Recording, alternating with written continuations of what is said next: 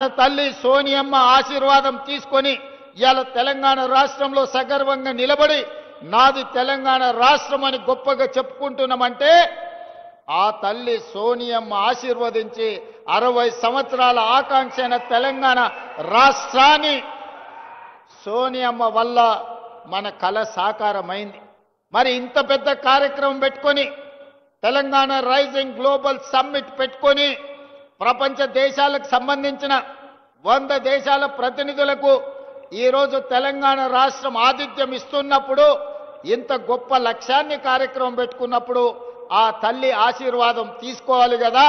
కన్న తల్లితో సమానమైన సోనియమ్మ ఆశీర్వాదం తీసుకొని ఈనాడు ఉక్కు సంకల్పంతో ఏ ఆకాంక్షల కోసం, ఏ అభివృద్ధి కోసం, ఏ సంక్షేమం కోసం సోనియా గాంధీ గారు తెలంగాణ రాష్ట్రం ఇచ్చిండ్రో ఆ తెలంగాణ రాష్ట్రాన్ని అభివృద్ధి పదం వైపు నడపడానికి, ఆ లక్ష్యం వైపు సాగడానికి సోనియమ్మ ఆశీర్వాదం తీసుకొని మల్లికార్జున్ ఖర్గే గారు, రాహుల్ గాంధీ గారు, ప్రియాంక గాంధీ గారిని కలిసి మా రాష్ట్రానికి రండి అని, అదేవిధంగా పీయూష్ గోయల్, నిర్మలా సీతారామన్ గారి నుంచి మొదలు పెడితే పెద్దలు నరేంద్ర మోడీ ప్రధానమంత్రి వరకు అందరినీ కలిసి ఆహ్వానించడం.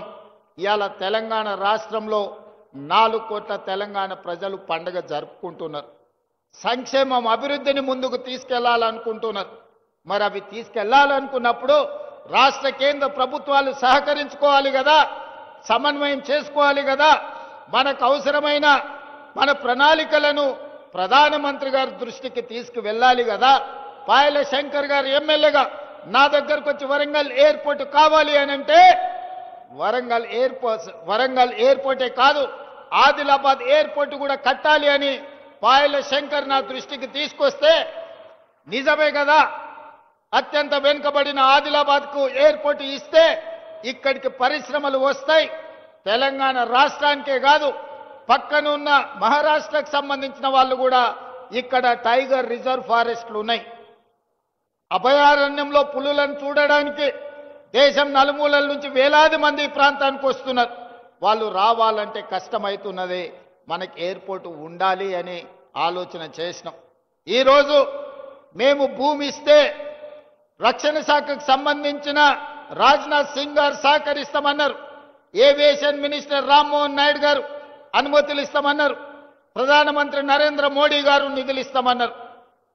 నేను కాంగ్రెస్ అయి ఉండొచ్చు, మా ప్రభుత్వం అయి ఉండొచ్చు, కానీ అభివృద్ధిలో కేంద్ర ప్రభుత్వం యొక్క సహకారం తీసుకొని ఆదిలాబాద్కు ఎయిర్పోర్టు తేవాలి అని నిన్న ఢిల్లీకి వెళ్లి మోడీ గారితో మాట్లాడి ఈనాడు ఆదిలాబాద్లో ఈరోజు నేను ప్రకటిస్తున్నా, సంవత్సరం తిరిగే లోపల ఆదిలాబాద్లో ఎయిర్పోర్టు పనులను ప్రారంభించి ఎర్ర బస్సు రావడమే కష్టం అనుకున్న ఆదిలాబాద్లో ఎయిర్ బస్సును దించి ఇక్కడ అభివృద్ధికి పునాదులు వేసి ఇక్కడ పరిశ్రమలను తీసుకొచ్చే బాధ్యత మన ప్రభుత్వం తీసుకుంటుంది. ఇందిరమ్మ రాజ్యంలో ప్రజాపాలన చేస్తుంది అని నేను ఈ సందర్భంగా మీ అందరికీ తెలియజేస్తున్నా. మిత్రులారా, నేను పిసిసి అధ్యక్షుడిగా బాధ్యత తీసుకున్న తర్వాత 4-5 రోజుల్లోనే మొట్టమొదటి పర్యటనకు వచ్చింది ఆదిలాబాదు జిల్లా నిర్మల్ నియోజకవర్గానికి వచ్చిన నేను మొదటి కార్యక్రమాన్ని ఆదిలాబాద్ నుంచే ప్రారంభించిన. మొదటి బహిరంగ సభ దళిత గిరిజన దండోర కార్యక్రమాన్ని